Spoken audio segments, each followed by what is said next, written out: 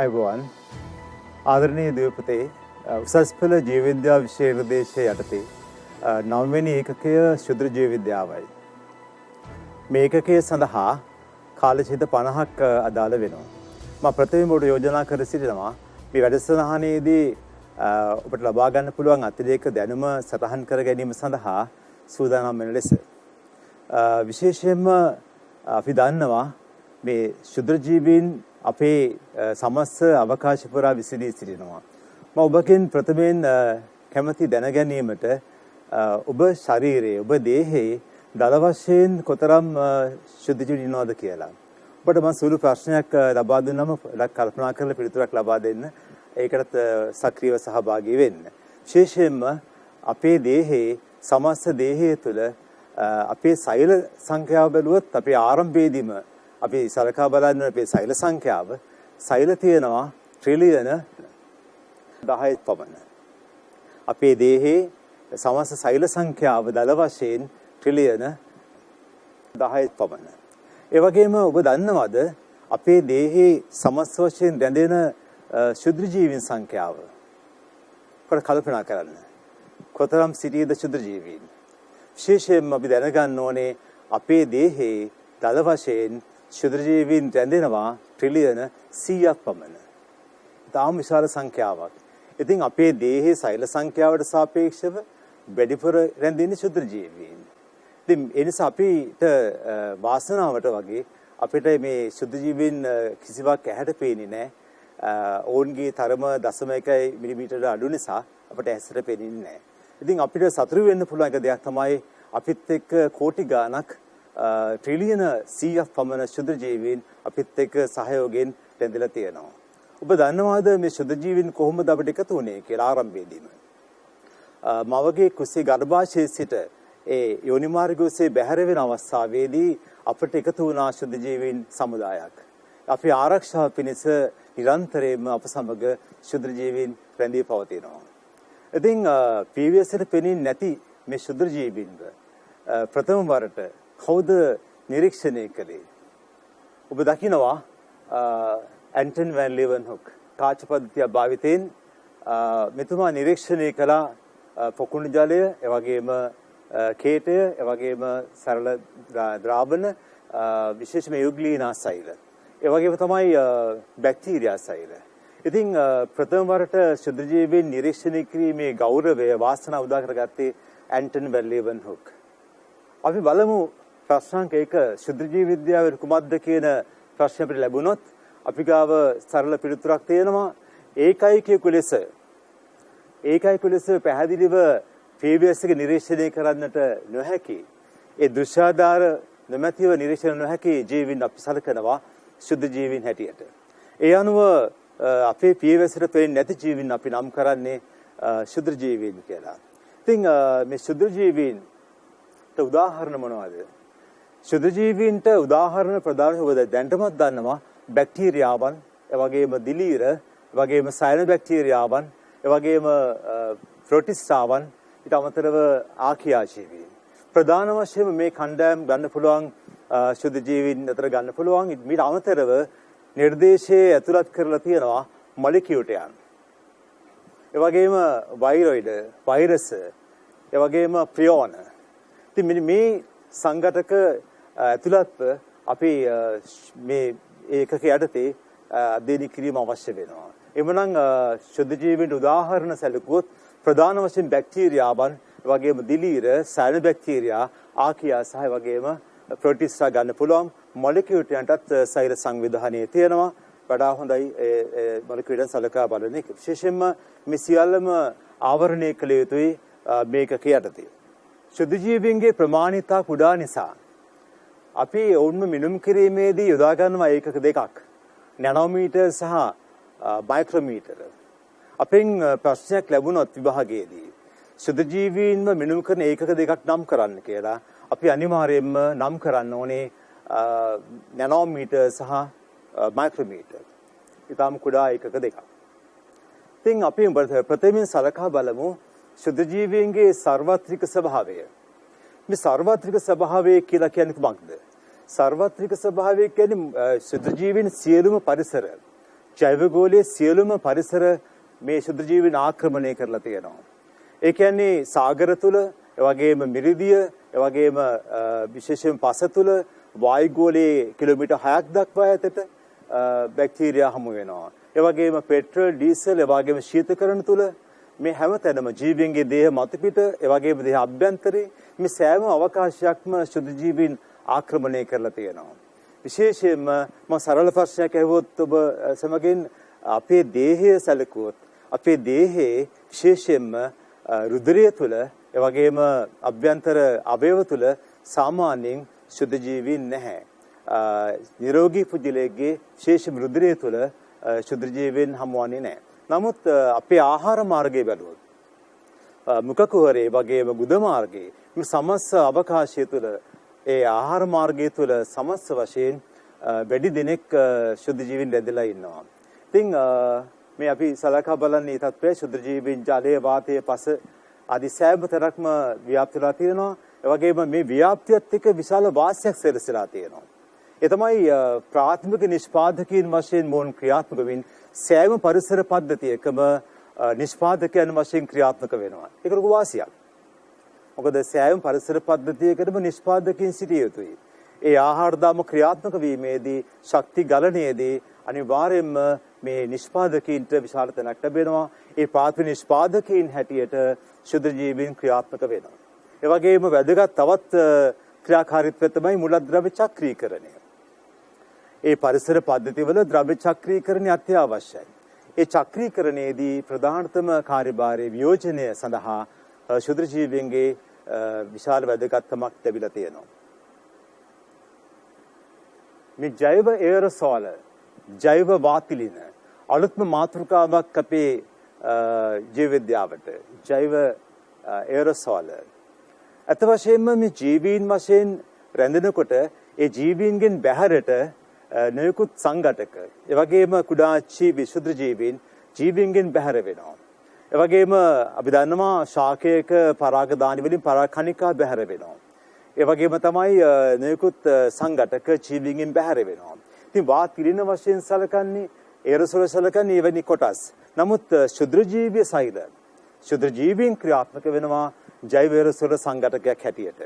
එවනම් ජෛව එයරසෝල ලෙස දිලීර ගන්න පුළුවන්, බැක්ටීරියා ගන්න පුළුවන්, ඒ වගේ වෛරස් අංශු ගන්න පුළුවන්, ඒ වගේම පරාග කණිකා ගන්න පුළුවන්.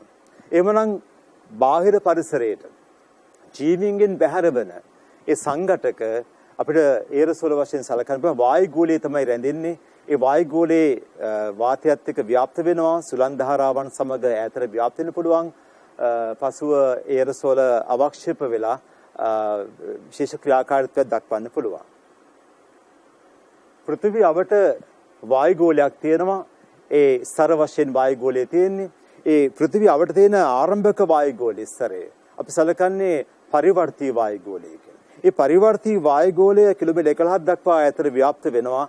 ඒ කිලෝමීටර් 11 දක්වා උච්චත්වය සලකා බලනකොට ශුද්ධ ජීවීන්ගේ මේ එයරසෝල ඝනත්වය එන්නේ අඩු වෙලා යනවා. එහෙනම් පෘථිවිය මතුවේ ආසන්නයේ පස මතුපිට ඒ ආසන්නයේ තමයි එයරසෝල වැඩි වශයෙන් සාන්ද්‍ර වෙලා තියෙන්නේ. මේ ප්‍රමාණය දල වශයෙන් නැනෝමීටර් 10 සිට මග්නීටර් 100 දක්වා වෙනස් වෙන්න පුළුවන්. ඉතින් මේ ප්‍රමාණය මේ පරාසය අපි දැනගත යුතු නැහැ. නමුත් මම අතිරේකවයි මේ කරු දීලා තියෙන්නේ, අමතර දැනුමට දීලා තියෙනවා මේ අදහසක්. ඒ වගේම විශාලතම ජෛව එයරසෝලය වශයෙන් අපි සලකන්නේ පරාග කණිකා. දැන් ඔබට මම කැමති අවස්ථාවක් ලබා දීමට මගින් තිලිනයක් හැටියට අපි දන්නවා ජීවීන්ගෙන් බැහැර වෙන සංඝටක සලකන්නේ ජෛව වාතිලින වශයෙන් සලකන්නේ. ඒතර මමත් ආසයි ඔබ සැමට පොඩි තිලිනයක් ලබා දීමට අපි සලකනවා. මෙන්න මේ රූපරාමයෙන් ඔබට අවස්ථාවක් සැලසෙනවා ජෛව වාතිලින කොහොමද වාතය එකතු වෙන්නේ කියලා.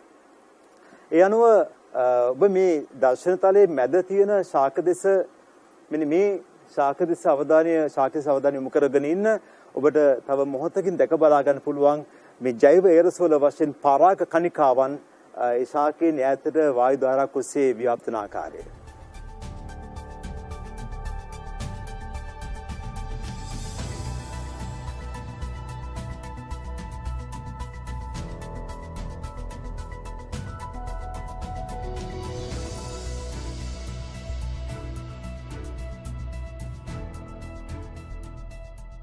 හොඳයි අපි මේ පරාකණිකා ව්‍යාප්තිය සලකා බැලුවේ ඇත්තටම ජෛව එරසොල වශයෙන් ශුද්‍ර ජීවීන් සලකනකොට තියෙන ප්‍රශ්නේ තමයි ශුද්‍ර ජීවීන් අපි ඇහැට දර්ශනය වෙන්නේ නැහැ.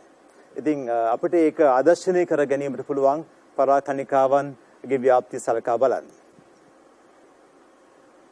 ශුද්‍ර ජීවීන් වාතයේ ජෛව එරසොල වශයෙන් පැවතීමෙන් සැලසෙන ප්‍රධාන වාසිය කුමක්ද කියලා සරල ප්‍රශ්නයක් ලැබුණොත් අපි අනිවාර්යයෙන්ම ඒ පිළිතුර ලබා දිය යුතු වන්නේ විශේෂයෙන්ම කියන්න ඕනේ සුලන් දහරාවන් ඔස්සේ ශුද්ධ ජීවීන් ව්‍යාප්ත වෙලා ඉන් අනතුරුව පතිත වෙලා අවක්ෂේප වෙලා ව්‍යාජනකයන් වශයෙන් ක්‍රියා කිරීමේ හැකියාවක් තියෙනවා. ඒ ව්‍යාප්තියට වැදගත් වෙනවා මේ ආකාරයෙන් ජෛව එරසොල වශයෙන් ක්‍රියාත්මක වීම. ඉතාම වැදගත් ප්‍රශ්නයක් තමයි ඊට පස්සේ අපි අහලා තියෙන ආන්තකාමීන් යන මොනවද කියන එක. අපිට ජීවත් වෙන්න අසීරු පරිසරයන් තියෙනවා. විශේෂයෙන්ම ගිනි කඳු ආශ්‍රිතව ඒ වගේම අපි සලකනවා විශේෂයෙන්ම දැඩි ශීතල පරිසරවල ඒ වගේ වාතය රහිත පරිසර තියෙනවා, ඔක්සිජන් රහිත පරිසර තියෙනවා. එවැනි පරිසර අපි සලකන්නේ ආන්තික පරිසර කියලා. විශේෂයෙන්ම ගැඹුරු සාගර තුල සාගර පත්ලාශ්‍රිතව වැඩි පීඩනයක් ක්‍රියාත්මක වෙනවා. එවැනි ස්ථාන අපි සලකන්නේ ආන්තික පරිසර කියලා. එවැනි ආන්තික පරිසරවල ජීවත් වීමේ හැකියාවක් විශේෂයෙන්ම ආකි බැක්ටීරියාවන් ආකියාජීවීන් පෙන්눔 කරනවා. ඉතින් එවැනි ජීවීන්ට අපි කියන්න පුළුවන් ආන්තකාමීන් කියලා. ආන්තකාමීන්ට විශේෂයෙන්ම ඒ ආන්තික පරිසරවල ජීවත් වීමේ කැමැත්තක් හැකියාවක් තියෙනවා. ඉතින් පෘථිවි කබල තුළ ගැඹුරු මුහුද සාගත තුළ විශේෂයෙන්ම ජලතාප මංකඩ මම පැහැදිලිව සඳහන් කළ යුතුයි ඔබ සැම දිනාටම අපේ නිර්දේශයේ අවස්ථා කීපයකම මේ ජලතාප මංකඩ ගැන කියවෙනවා. ජලතාප මංකඩ විශේෂයි. ජලතාප මංකඩයක් සාමාන්‍යයෙන් ක්‍රියාත්මක වෙන්නේ ගැඹුරු සාගරවල ආගාධවල. ඒ ගැඹුරු සාගර පත්ලෙන් සමහර ස්ථානවලින් වරින් වර රත් වූ ජලය, තාම රත් වූ ජලය සාමාන්‍යයෙන් සෙන්ටිග්‍රේඩ් 300, 400, 600, 700 වගේ තාම දැඩි උෂ්ණත්වයක පවතින ජලය. වගේම තවත් ලවණ මිශ්‍ර වෙලා ඒ වගේම ශාර කොටස් මිශ්‍ර වෙලා විශේෂයෙන්ම ලෝහ ලවණ සහිතව සුදු පාට දුමාරයක් වශයෙන් හෝ කළු පාට දුමාරයක් වශයෙන් සාගර පත්ලෙන් සාගර ජලයට එකතු වෙන්න පුළුවන්.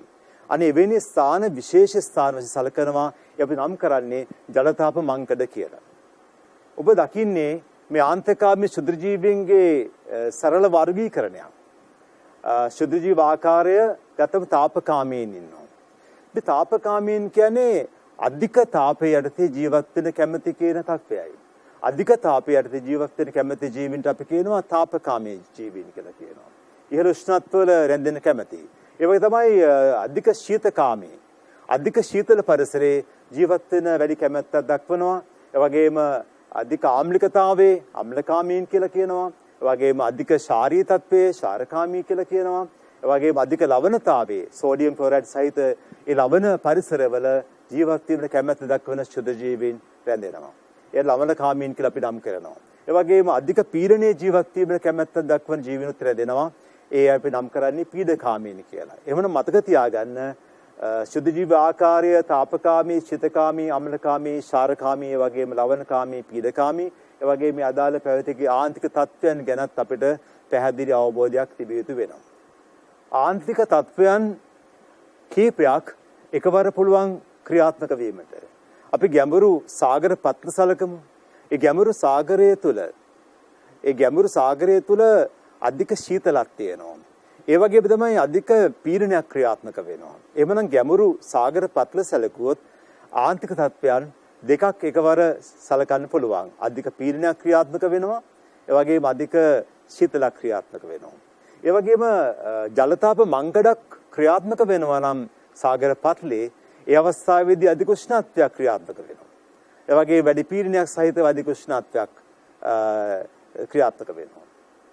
එමනම් ආන්තික තත්වයන් කීපයක් යටතේ ජීවත් වීමට හැකියාවක් දරන ශුද්‍ර ජීවීන් විශේෂම ආකි බැක්ටීරියාවන් ආකියාවන් සොයා ගන්න පුළුවන්. හොඳින් ඒ තැන්වල ක්‍රියාත්මක වෙනවා. දැන් අපි තව අවස්ථාවක් උදා කරගන්නවා. ඉතාම වැදගත්ම ඒ වගේම ඉතාමත්ම ඔබට දකින්න ලැබිය යුතු දර්ශන තලයක් ලබා දෙන්න කැමති විශේෂයෙන්ම මේ ගැඹුරු සාගර පතලේ ජලතාප මංකඩක් සක්‍රිය වන ආකාරය මේක විරල අවස්ථාවක්. විරල දර්ශනයක්.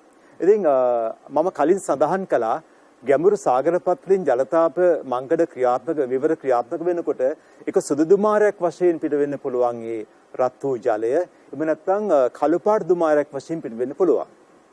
අපි මේ නරඹන්නට සාධාරණේ කළු පැහැති දුමාරයක් හැටියට රත් වූ ජලයේ සහ ලෝහ ලවණ සාගර පත්‍රයෙන් බැහැර වන සක්‍රිය වෙච්ච ජලතාප මංගඩක්.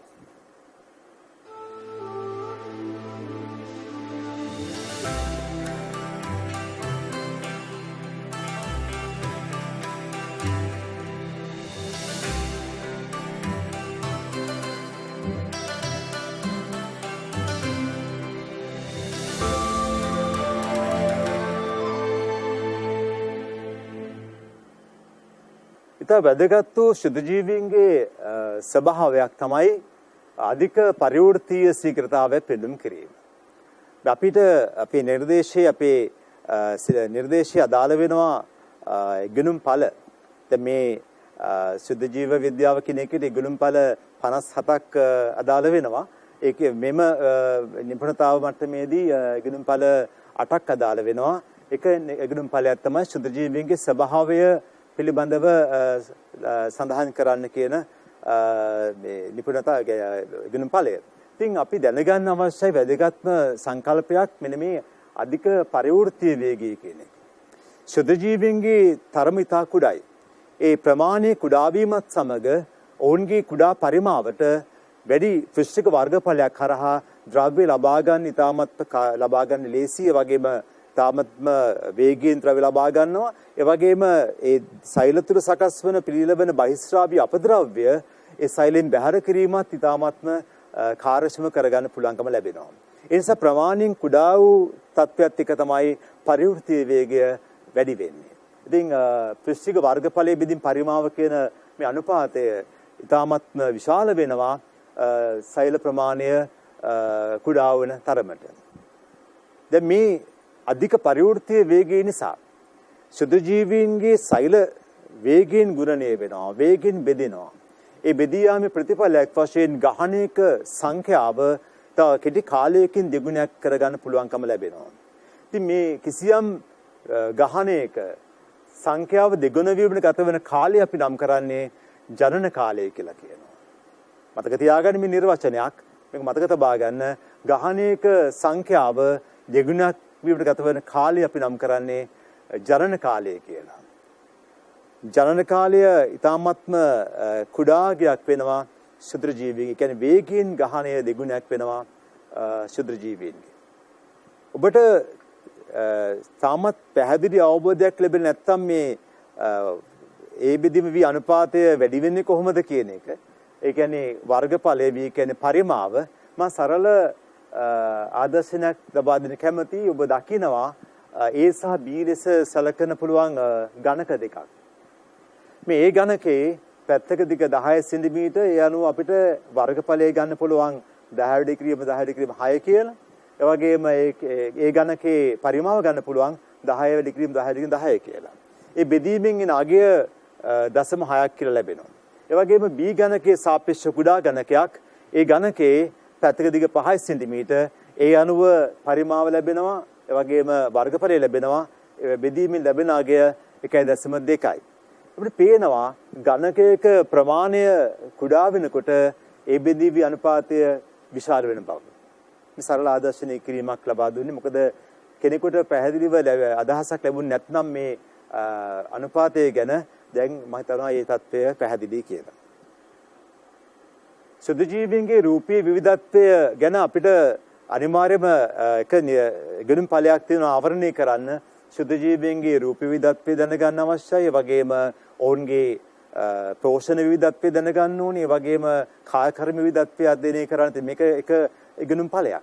ඉතින් මේ සලකලා තියෙන්නේ බොහොම සංක්ෂිප්තව පෙළ ගැසුවා බැක්ටීරියාවන්ගේ රූප ආකාරයන් තුනක් තියෙනවා. කොකුසේ වගේම බැසිලස් සහ වගේම සර්පිල බැක්ටීරියා වශයෙන් සයන බැක්ටීරියාවන් ඒකසෛලික ඒ වගේම සූත්‍රිකාකාර සැකසුම් තියෙනවා සයන බැක්ටීරියාවන්ගේ. වෛරසවල බහුතල අයිකෝසහීඩ්‍රල් ඒ වගේම හේලික්සීය ස්වභාවයන් දෙකක් තියෙනවා. ඒ වගේම දිලීරවල ඒකශෛලිකයෝ ඉන්නවා. ඒ වගේම බහුශෛලික සූත්‍රිකාකාර සැකසුම් තිබෙනවා. ප්‍රියෝනවල ඒක විශේෂයෙන්ම ක්‍රියා ප්‍රෝටීන් අණු විශේෂයක් ප්‍රියෝන කියලා කියන්නේ. ප්‍රෝටිස්ටාවන්ගේ බහුරූපී තත්ත්වයක් තිබෙනවා. ඒකශෛලිකයි බහුශෛලික ව්‍යුහයෙන් පවතිනවා. මොලිකියුටයන් විශේෂයෙන් බහුරූපී තත්ත්වයක් පෙන්눔 කරනවා. අපි ශුද්ධ ජීවීන්ගේ රූප විවිධත්වය පිළිබඳව විස්තරාත්මකව විග්‍රහයක් අපි කරන්න බලාපොරොත්තු වෙනවා මේ ඉදිරි දර්ශතල වලින්. දැන් අපි බලමු බැක්ටීරියාවන්ගේ ප්‍රධාන පෝෂණ ආකාර 4. මේකම මම කියන්න කැමතියි මොකද ශුද්ධ ජීවීන්ගේ පෝෂණ ආකාර 4 මේකම තමයි. අපි ශුද්ධ ජීවීන්ගේ පෝෂණ ආකාර 4 අධ්‍යයනය කරනවා බැක්ටීරියාවන්ගේ පෝෂණ ක්‍රම 4 සලකා බලමින්. වෙනස වෙන්නේ ලැබෙන උදාහරණ පමණයි. ඉතින් බැක්ටීරියාවන්ට ප්‍රධාන පෝෂණකම 4ක් තියෙනවා. ශුද්ධ ජීවීන්ටත් මේක අදාළයි. ප්‍රභා ස්වයංපෝෂී එක පෝෂණ ක්‍රමයක්, ඒ වගේ ප්‍රභා විෂමපෝෂී, ඒ වගේම රසායනික ස්වයංපෝෂී, ඒ රසායනික විෂමපෝෂී වශයෙන් පෝෂණකම 4ක් තියෙනවා. මේ පෝෂණකම 4 විශේෂයෙන්ම ප්‍රභා ස්වයංපෝෂී කිව්වම අපි දැනගන්න ඕනේ මේ පෝෂණකම 4 බෙදලා තියෙන්නේ විශේෂයෙන්ම කාබන් ලබා ගන්නා වූ ස්වરૂපය සහ ශක්තිය ලබා ගන්න ස්වરૂපය පදනම් කරගෙනයි. කිසියම් ජීවියෙක් තමන්ට අවශ්‍ය කාබන් අවශ්‍යතාවය කාබන් ඩයොක්සයිඩ් මගින් සපුරා ගන්නවා නම් අනිවාර්යයෙන් මේ ජීවියා සලකන්න ඕනේ ස්වයංපෝෂී ජීවියෙක් කියලා. හොඳ මතක තියාගන්න ස්වයංපෝෂී ජීවියෙක් නම් අනිවාර්යයෙන්ම කාබන් ලබා ගන්නේ කාබන් ඩයොක්සයිඩ් ස්වරූපයෙන්. ඒ වගේම ශක්තිය ලබා ගන්නේ ආලෝකය මගින් නම් ප්‍රභාව කියලා කියන්න පුළුවන්. ප්‍රභා ස්වයංපෝෂීන් එහෙමනම් කොහොමද විග්‍රහ කරන්න වෙන්නේ? ප්‍රභා කියන්නේ ආලෝකය මත ශක්තිය ලැබෙන්නේ ආලෝකය මගින්. ඒ වගේම කාබන් ලැබෙන්නේ කාබන් ඩයොක්සයිඩ් මගින් නම් ප්‍රභා ස්වයංපෝෂී කියන්න පුළුවන්. සම්පත් ග්‍රන්ථයේ සඳහන් වෙනවා ඒ සඳහා දම් සල්ෆර් බැක්ටීරියාවන් ඒ වගේම හරිත සල්ෆර් බැක්ටීරියාවල උදාහරණ දෙකක් අදාළ වෙනවා. ඊට අමතරව ශුද්ධ ජීවීන් වශයෙන් සැලකුවොත් ශුද්ධ ජීවීන් වශයෙන් සයන බැක්ටීරියා ගන්න පුළුවන්. ඇතැම් ප්‍රෝටිස්ටාවන් ගන්න පුළුවන්. සමස් වශයෙන් සැලකුවොත් උදාහරණ ගන්න පුළුවන්. බැක්ටීරියාවන්ගෙන් උදාහරණ දෙකක් දීලා තියෙනවා. දම් සල්ෆර් බැක්ටීරියා සහ හරිත සල්ෆර් බැක්ටීරියා වශයෙන්. හොඳයි ප්‍රභා විෂමපෝෂී. ටිකක් මේක නොහුරු සංකල්පයක්. ආලෝකය මගින් ශක්තිය ලැබෙන්නේ ආලෝකය මගින්. හැබැයි විෂමපෝෂී තත්වයක් නිරූපණය කරනවා. විෂමපෝෂී කියන්නේ කාබන් ලබා ගන්නේ කාබන් ඩයොක්සයිඩ් වශයෙන් නෙවෙයි. කාබනික සංයෝග වලින්. කාබෝහයිඩ්‍රේට්ස් වෙන්න පුළුවන්, මධ්‍යසාර වෙන්න පුළුවන්. එවැනි කාබනික පදාර්ථයකින් නම් කාබන් ලබා ගන්නේ අපේ ජීවිත සලකනවා ප්‍රභා විෂමපෝෂී කියලා. ශක්තිය ලැබෙන්නේ ආලෝකය මගින්. ඒ වගේම කාබන් ලබා ගන්නේ කාබනික පදාර්ථ වලින්. උදාහරණය දම් සල්ෆර් නොවන බැක්ටීරියා. රසායනික ස්වයංපෝෂී. දැන් ස්වයංපෝෂී පදේ ඔබට හුරුයි. ස්වයංපෝෂී කියලා කියන්නේ කාබන් ලබා ගන්න කාබන් ඩයොක්සයිඩ් ස්වරූපයෙන් නම් එයා ස්වයංපෝෂී කියලා කියනවා. එහෙනම් මෙතන මේ නම සඳහන් ස්වයංපෝෂී. ඒ වගේම රසායනික ශක්තිය. ඒ කියන්නේ අකාබනික රසායන ද්‍රව්‍ය වලින් තමයි ඒ ශක්තිය ලබා ගන්නේ. අකාබනික රසායන ද්‍රව්‍ය වලින් ශක්තිය ලබා ගන්නවා. ඒ වගේම කාබන් ඩයොක්සයිඩ් වලින් කාබන් ලබා ගන්නවා. ඒ අනුව රසායන ස්වයංපෝෂීන්ට අපි නිර්දේශ අදාළව නයිට්‍රෝ බැක්ටීරියා වගේම නයිට්‍රෝ සෝමනාස් වගේම ටර්බසිලස් පැසිඩාන්ස් වශයෙන් උදාහරණ 3ක් දීලා තියෙනවා. ඒ උදාහරණ සඳහන් කිරීමේදී පරිස්සම් වෙන්න ඕනේ විද්‍යාත්මක නමක් වශයෙන් සඳහන් වන නිසා ඒ අකුරු ඒ දෙයට සඳහන් විය යුතුයි. ඒ වගේම යටින් ඉරක් ඇඳීම අවශ්‍යයි. පද යටින් විශේෂයෙන් මේ නම් තුන මතක තබා ගැනීම අනිවාර්ය වෙනවා. ඒ වගේම රසායන විෂමපෝෂීන් කාබනික රසායනික ද්‍රව්‍ය මත ශක්තිය ලබා ගන්නේ කාබනික රසායන ද්‍රව්‍ය වලින්. ඒ වගේම කාබන් ලබා ගන්නේ කාබනික පදාර්ථ වලින්. එමනම් කිසියම් ජීවියෙක් තමන්ට අවශ්‍ය ශක්තිය සපයගන්නේ ඒ වගේම කාබන් ලබා ගන්නේ කාබනික සංයෝග වලින් නම් අපේ ජීවිතය සලකන්න පුළුවන් රසායන විෂමපෝෂීන්සේ සලකන්න පුළුවන්. එමනම් උදාහරණ අපි තිබෙන බොහෝ බැක්ටීරියාවන් බොහෝ මෘතපජීවී බැක්ටීරියා සමස්ත වශයෙන් පරපෝෂී බැක්ටීරියාවන් ඒ වගේම මෘතපජීවී බැක්ටීරියාවන් සියල්ලක්ම බොහෝ බැක්ටීරියාවන් පෙන්눔 කරන්නේ රසායනික විෂමපෝෂී පෝෂණ ක්‍රමය.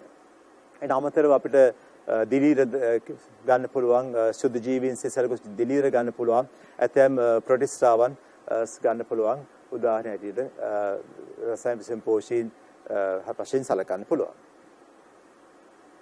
අපි මේ පෝෂණකම ගැන ලිඛිතව සඳහන් කරනකොට රචනා ප්‍රශ්නයකට පිළිතුරු සපයනකොට වගුවක් ඉදිරිපත් කිරීම අසාර්ථක. වගු ඉදිරිපත් කරන්න එපා.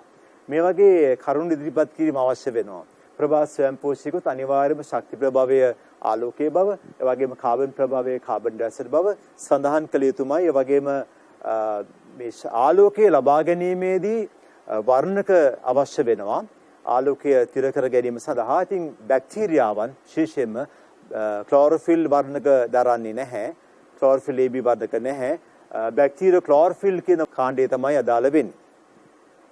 ඔබට වැදගත් වගේම ආකර්ශනීය රූප රාමු දෙකක් මා තිළින කරනවා.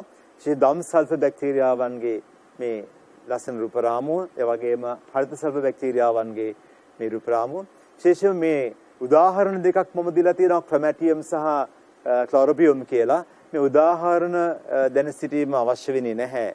අපේ සම්පත් ග්‍රන්ථයේ සඳහන් වෙන්නේ නැහැ. නමුත් දම් සල්ෆර් බැක්ටීරියා සහ හරිත සල්ෆර් බැක්ටීරියා කියන නම් දෙක සඳහන් සිටීම ප්‍රමාණවත් වෙනවා. ප්‍රභා විසම්පෝෂීන් වශයෙන් ගත්තොත් අනිවාර්ය ශක්ති ප්‍රභාවය ආලෝකයේ වශයෙන් සලකන්න ඕනේ. ඒ වගේම කාබන් ප්‍රභාවය කාබනික සංයෝග වශයෙන් සලකන්නට අවශ්‍යයි. මම කලින් සඳහන් කළා මධ්‍යසාරය වගේම කාබෝහයිඩ්‍රේට් වගේ සංඝටක පුළුවන් යොදා ගන්න කාබනික පදාර්ථ හැටියට.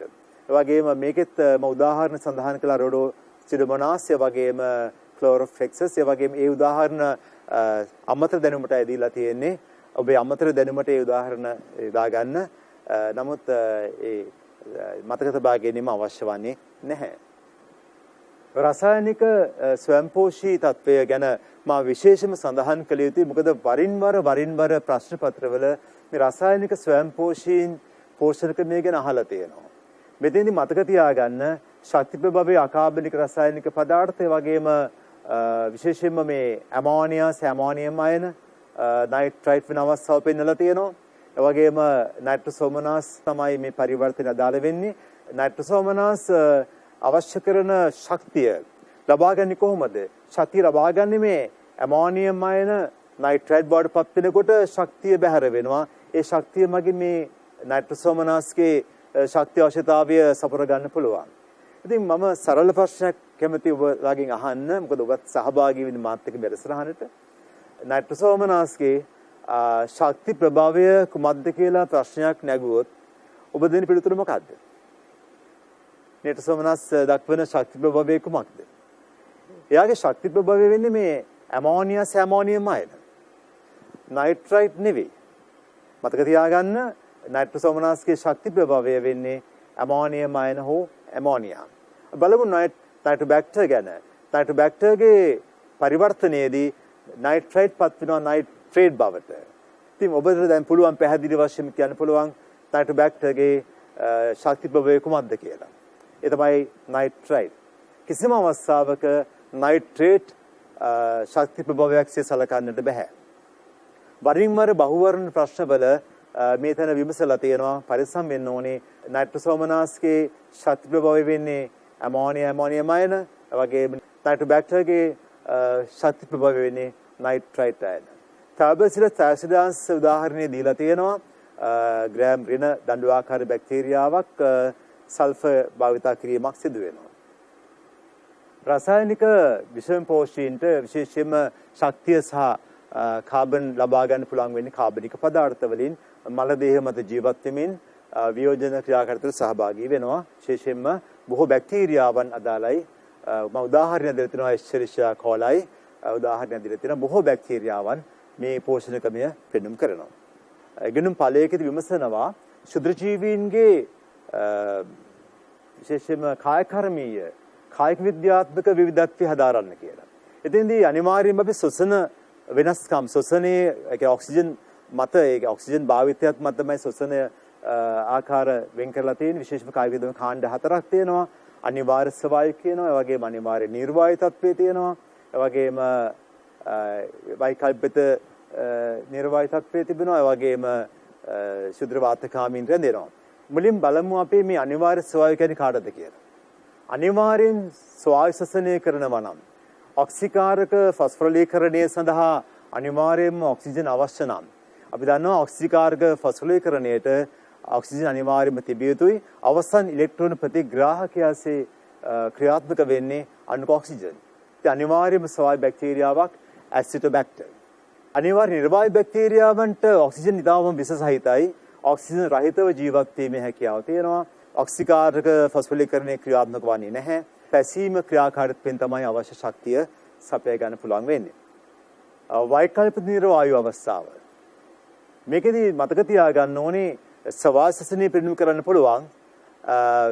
ඒ වගේම අවශ්‍ය නම් නිර්වාසනීය පෙන්වීම කිරීමේ හැකියාව පෙන්වු කරනවා පැසීම භාවිතා කරමින්. ඉතින් උදාහරණය එස්චරිෂියා කෝලයි ගන්න පුළුවන්. ශුද්‍රමාත්‍රකාමී තත්වය ඉතාමත් වැදගත් තේරුම් ගන්න එක. සාමාන්‍ය වායුගෝලයේ ඔක්සිජන් සාන්ද්‍රණයට වඩා අඩු ඔක්සිජන් සාන්ද්‍රණයක් තමයි මේ කණ්ඩායම ප්‍රිය කරන්නේ.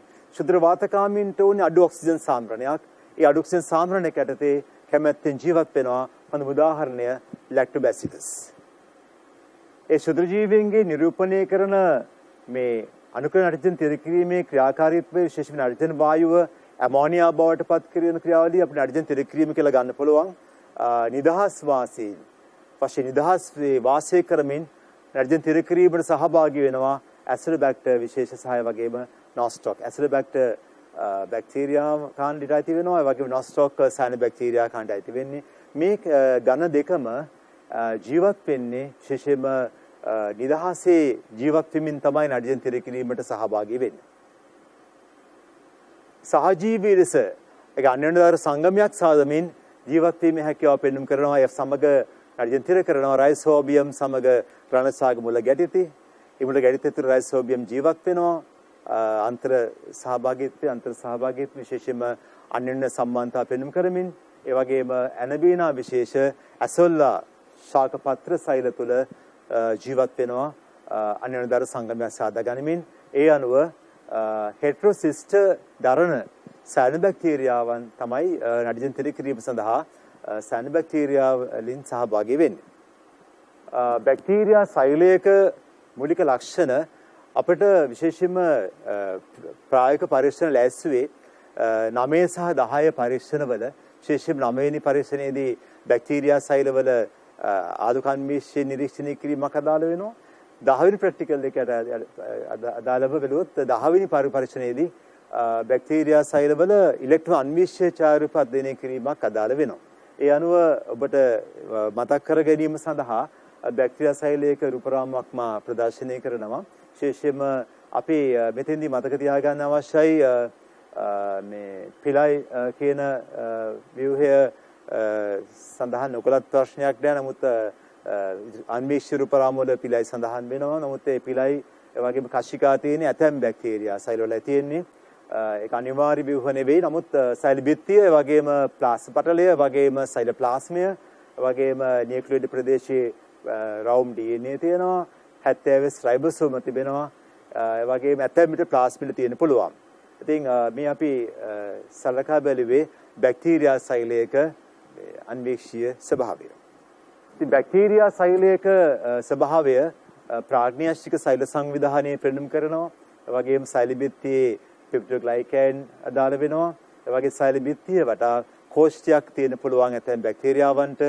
ඒ වගේම පිලයි ඇතැම් බැක්ටීරියාවල නියෝජනය වෙනවා. විශේෂ පිලයි වලින් පෘෂ්ඨයක සම්බන්ධ වෙලා තියෙන පුළුවන් සම්බන්ධ වෙන පහසු. ඒ වගේම සංයුත්මන ක්‍රියාකාරීත්වයේ පිලයි යොදා ගන්න පුළුවන්. බැක්ටීරියා සෛලාත්‍රී ද්‍රව්‍ය හෝ මාරුවට පිලයි යොදා ගන්න පුළුවන්. ඒ වගේම සරල කශිකා නියෝජනය වෙනවා පිහිනා යාම සඳහා.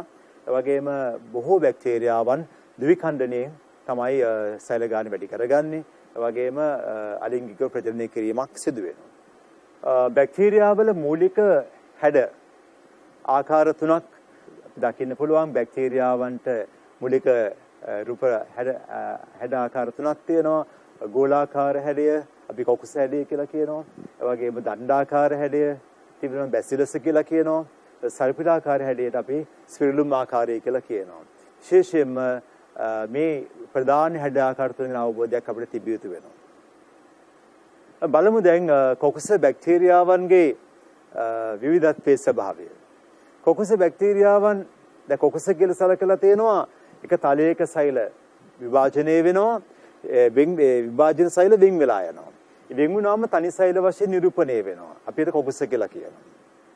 ඒ වගේම එක තලයක සෛල විභාජනය වෙලා බෙදුණු සෛල යුගල වශයෙන් රැඳෙනවා නම් යුගල වශයෙන් ඉතිරි වෙලා තිබෙනවා නම් ඩිප්ලොකොකස් කියන්න පුළුවන්.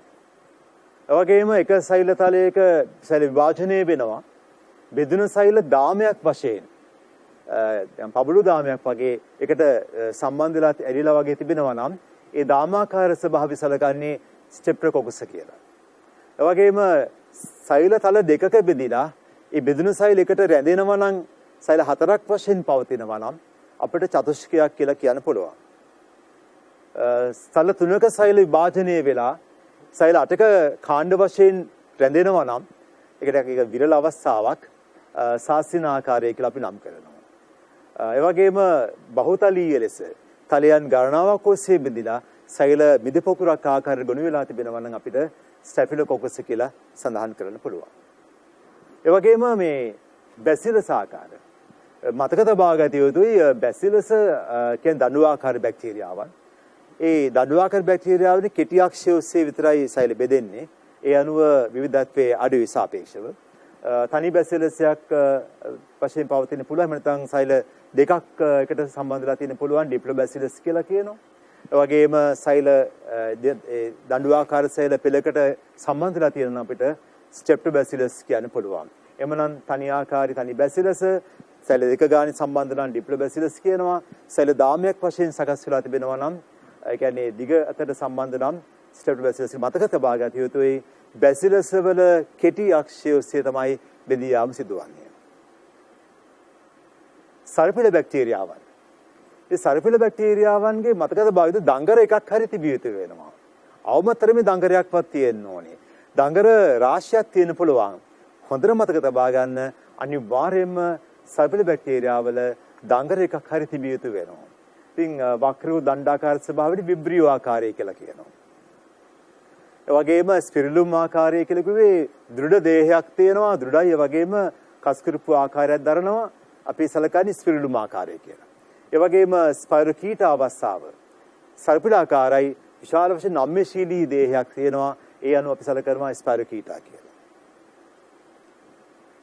අපි දැන් බලමු මේ සයන බැක්ටීරියාවන්ගේ රූපීය විවිධත්වය පිළිබඳව. සයන බැක්ටීරියාවන්ගේ විශේෂයෙන්ම අපි දැනගන්න ඕනි ජලජ වාසීන් කණ්ඩායමක් සිරුදරම් ජලජ වාසීන් දෙත පස්සේ ඉන්නත් පුළුවන්. ඒ වගේම මේ සාමාන්‍යයෙන් මේ සයන බැක්ටීරියාවල නානු ව්‍යාප්තියක් තියෙන නානු ස්‍රාවය කරගන්නවා. නානු තුල තමයි සෛල රැඳී පවතින්නේ. විශේෂයෙන්ම නානු කලාපයක් තුල සෛල තිබුණාම අපි මයික්‍රොසිස්ටිස් කියලා කියනවා. මම කැමති තව අදහසක් ලබා දීමට ශ්‍රී ලංකාවේ පරිසරය තුල ජලජ පරිසරවල වැඩි වශයෙන්ම නියෝජනය වන සයන බැක්ටීරියා ආකාරයේ සලකන්න පුළුවන් මයික්‍රොසිස්ටිස්. විශේෂයෙන්ම ඒ දුහිතෘ සෛල ස්‍රාවය කරන නානු තුල තමයි සෛල රැඳී පවතින්නේ. සයන බැක්ටීරියාවන්ගේ රූපීය විවිධත්වය බැලුවොත් ඒක සෛලික සයන බැක්ටීරියාවන් ඉන්නවා. ඒ වගේම බහුසෛලික සයන බැක්ටීරියාවන් ඉන්නවා. මේ බහුසෛලික සයන බැක්ටීරියාවන් සූත්‍රිකාකාර සැකසුම් දරනවා. එහෙම නැත්නම් සූත්‍රිකාකාර නොවන සැකසුම් දක්වන්න පුළුවන්. ඒ ඝනාවාස වශයෙන් සෑදීමේදී ජලජනීයමේ පූරක ද්‍රව්‍ය වැදගත්කමක් තියෙනවා. විශේෂයෙන්ම ජලය තුල රැඳෙනකොට මේ කශිකා නැති නිසා සයන බැක්ටීරියාවන්ට නිරන්තරයෙන්ම වෙනත් ජීවීන් මේ සයන බැක්ටීරියා පෘෂ්ඨපත රැඳෙන්න උත්සාහ කරන්න පුළුවන්. එයින් බේරී සිටීම සඳහා මේ නානුමය ආවරණය තිබීම වැදගත් වෙනවා. ඒ නානුමය වට ආවරණය පවතින නිසා නානු කොපුවක් වෙන්නත් පුළුවන්. එහෙම නැත්නම් නානු ගොනුවක් තුළ තියෙන්න පුළුවන්. දැන් ඇනබීනා සූත්‍රිකා ගත්තොත් නානු කොපුවක් තියෙනවා. නොස්ටොක් ගත්තොත් නානු කලාපයක් තුළ ඒ සූත්‍රිකා ගිලී පවතිනවා. කොහොමත් නානු පවත්ව ගැනීමේදී ජලාශය සිඳී ගියත් එයට ආරක්ෂා වෙන්න පුළුවන්කම තියෙනවා. ඒ වගේ වෙනත් ජීවීන් දේහය මත රැඳෙන්න සහත් කිරීම කරන්න බැරි වෙනවා. ලිසා යාමක් සිදු වෙලා සම්බන්ධින බැරි තත්ත්වයක තියෙන නිසා ආරක්ෂාව පිණිස නානු වැදගත් වෙනවා. ඉතින් බොහෝ සයන බැක්ටීරියාවන්ට නඩින් තිරකිරීමේ හැකියාවක් තියෙනවා. විශේෂයෙන්ම නොස්ටොක් ඒ වගේ මැනබීනා විශේෂ අපිට ගන්න පුළුවන්. නොස්ටොක් නිදහසේ වාසය කරමින් නඩින් තිරකිරීමට සහභාගී වෙනවා. ඇනබීනා ඇසල්ලා සමග සහජීවන සංගමයක් සාදා ගැනීමෙන් නඩජන් තිරකිරීමට සහභාගී වෙන අන්‍යෝදර සංගමයක් සාදා ගැනීමට සහභාගී වෙනවා. අලිංගික පමණයි ප්‍රජනනය කිරීම සිදුවන්නේ. මා කැමති මෙන්න මේ සූත්‍රිකාව යොදා ගැනීමට ඇනිබිනා සූත්‍රිකාවේ රූප රාමුවක් හෙටරොසිස්ටේ කියලා විශේෂ ව්‍යුහයක් පේනවා. ඒක සෛලයක් අපි අවර්ණ ස්වභාවයෙන් නියෝජනය වෙන්නේ හඩත ප්‍රදනය හඩත ලව දකින්න නැහැ. ප්‍රභා සංසේචනයක් සාමාන්‍ය සිදුවන්නේ නැහැ. හෙටරොසිස්ටේ සිදුවන්නේ නැහැ. ඒක වාසියක් තියෙනවා. මොකද හෙටරොසිස්ටේ තුල නාඩිජිනේස් කියලා එන්සයිමයක් තියෙනවා.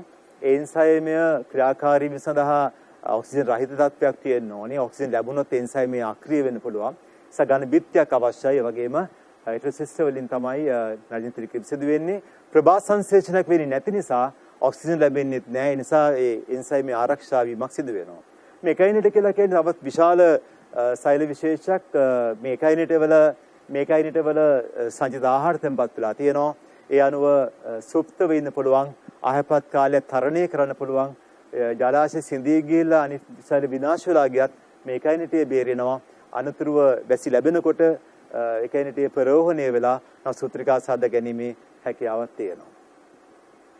මේ දකින්නේ නොස්ටොක් සූත්‍රිකාව.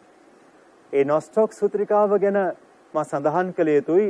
ඇනබිනා වගේමයි මේ ව්‍යුහයත් විශේෂයෙන් තියෙන මේ හෙටරොසිස්ටේ දකින්න පුළුවන්. නොස්ටොක් සූත්‍රිකාවෙත් හෙටරොසිස්ටේ තියෙනවා. ඒ වගේම ඒ හෙටරොසිස්ටේ සමීපව තියෙනවා තරමක් විශාල සකස් වෙච්ච එකයිනෙට ප්‍රදේශයක්. එතකොට හෙටරොසිස්ටේ අත වශයෙන්ම වැදගත් වෙන්නේ නාඩිජන් තිරකිරීම සඳහා වැදගත් වෙනවා. හෙටරොසිස්ටේතර නාඩිජන් එන්සයිමය තියෙනවා. ඒ අනුව දැඩි බිත්ති වලින් ඒ හෙටරොසිස්ටේ ආරක්ෂා වෙනවා. ඒ එන්සයිමය ආරක්ෂා වෙනවා. ඒ වගේම සාමාන්‍යයෙන් හෙටරොසිස්ටයක් ආසන්නයේ තමයි ඒකයිනෙටේ පවතින්නේ.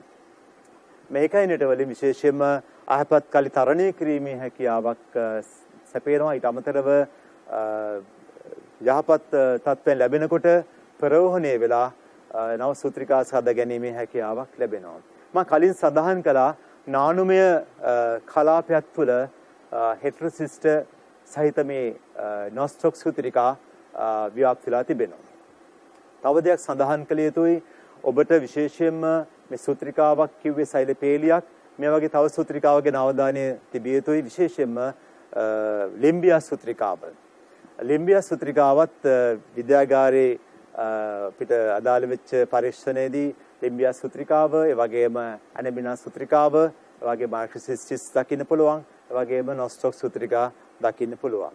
විශේෂයෙන්ම අපේ නිර්දේශයට අදාළව ඇනබිනා සූත්‍රිකාව, නොස්ටොක් සූත්‍රිකාව සහ වගේම ලිම්බියා සූත්‍රිකාවත් ඊට අමතරව මාක්‍රොසිස්ටිස් කියන සෑම් බැක්ටීරියා ගැනත් අපිට අවධානය තිබිය යුතු වෙනවා.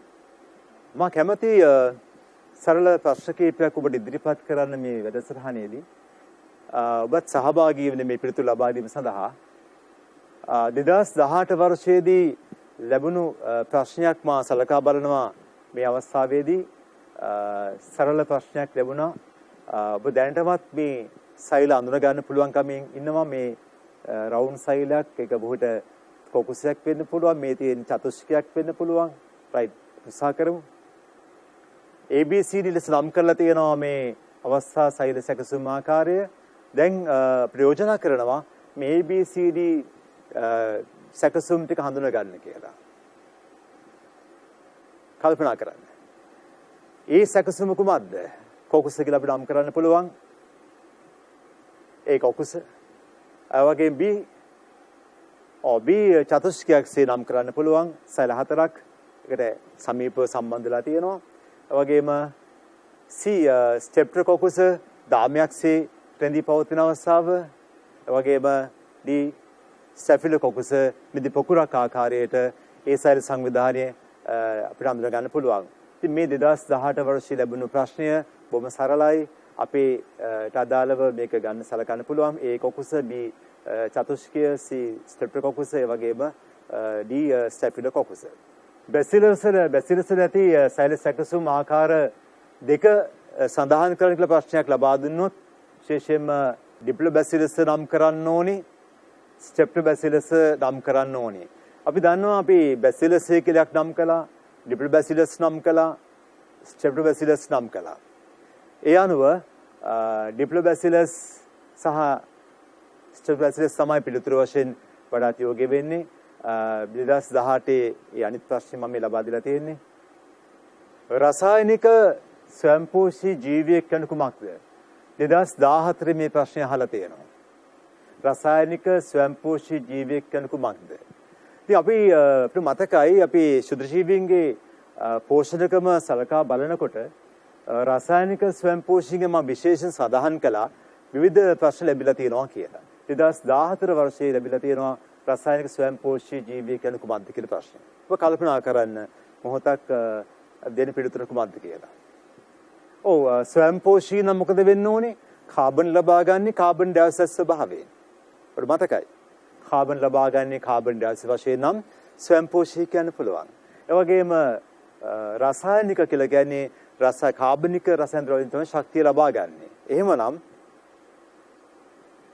කාබන් ප්‍රභවය ලෙස කාබන් ඩයොක්සයිඩ් ඒ වගේම ශක්ති ප්‍රභවයේ වශයෙන් අකාබනික රසායන ද්‍රව්‍ය යොදා ගැනීම තුළ රසායනික ස්වයංපෝෂී ජීවියෙක් කියලා සැලකන්න පුළුවන්.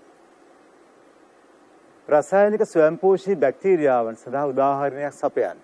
දැන් පරිස්සම් වෙන්න ඕනේ මේ අවස්ථාවේදී. උදාහරණයක් සපයන්න කිව්වම අපේ පරිස්සමින් අපිට මතක් වෙන්න ඕනි රසායන ස්වයංපෝෂී උදාහරණ තුනක් අපේ සම්පත් ග්‍රන්ථයේ අදාළ වෙනවා. නයිට්‍රොබැක්ටර්, නයිට්‍රොසෝමනාස් ඒ වගේම තාබැසිලස් තාසිඩාන්ස්. ඉතින් අපිට කැමති නමක් සඳහන් කරන්න පුළුවන්. විශේෂයෙන්ම රසායනික ස්වයංපෝෂීන් හැටියට අපිට පුළුවන් භාවිතා කරන්න විශේෂයෙන්ම නයිට්‍රොසෝමනාස් මම සඳහන් කළා. නයිට්‍රොබැක්ටර් ගන්න පුළුවන්. ඒ වගේම නයිට්‍රොසෝමනාස් ගන්න පුළුවන්. මේ කැමති උදාහරණයක් ලියන්න පුළුවන්. හැබැයි ලියනකොට මතක තියාගන්න ඕනේ හරියට අකුරු ඉදිරිපත් කරන්න අවශ්‍යයි. ඒ වගේම ඉරක් ඇඳීම අනිවාර්යයෙන්ම කළ යුතු වෙනවා. මොකද විද්‍යාත්මක නාමකරණයේදී ඒ නමක් සඳහන් කිරීමේදී අපි ඉරක් ඇඳීම අනිවාර්යයෙන්ම කළ යුතුයි. ජෛවගෝලීය ශුද්ධජීවීන් ප්‍රමුඛව දක්න ලැබීමට හේතු වහලා තියෙන 2011 මේකට තරමක් අපි හිතන්න ඕන ප්‍රශ්නයක් ඇත්ත වශයෙන්ම.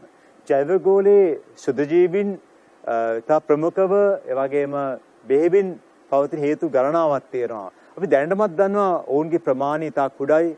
ඒ වගේම ප්‍රමාණය ඉතා කුඩායි. ඒ වගේම පෝෂණ විවිධත්වයක් පෙන්눔 කරනවා. ඒ වගේම පරිවෘත්ති විවිධත්වයක් පෙන්눔 කරනවා. ඊට අමතරව ජනන කාලය ඉතාමත්ම අඩුයි. වේගයෙන් ඔවුන් ගුණණය වෙනවා.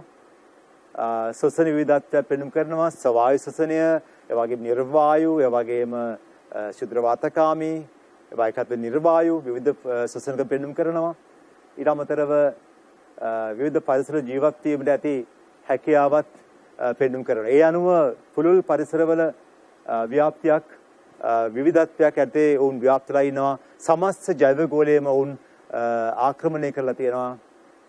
ඒ වගේම තව ප්‍රශ්නයක් සරල ප්‍රශ්නයක් වෛරසවල රූපා විද්‍යාත්මක ආකාර දෙකක් විශේෂයෙන්ම හෙලිකල් තත්ත්වය ගන්න පුළුවන්. අකසීඩ්‍රල් තත්ත්වය ගන්න පුළුවන්. හෙලිසාකාර ඒ වගේම අකසීඩ්‍රල් තත්ත්වය අදාළ වෙනවා වෛරසවල විද්‍යාත්මක ආකාර දෙක හැටියට. හොඳයි ආදරණීය දුවේ පුතේ මේ වැඩසටහන තුළින් සස්පල ජීවවිද්‍යා විෂය නිර්දේශයේ නවවෙනි එකකේ නිපුණතා මට්ටමක් අපි අධ්‍යයනය කළා. තවත් මෙවන් වැඩසටහනකින් ඔබ හමින බලාපොරොත්තු වෙන ඔබේ සමගන්නවා අයබෝවන්.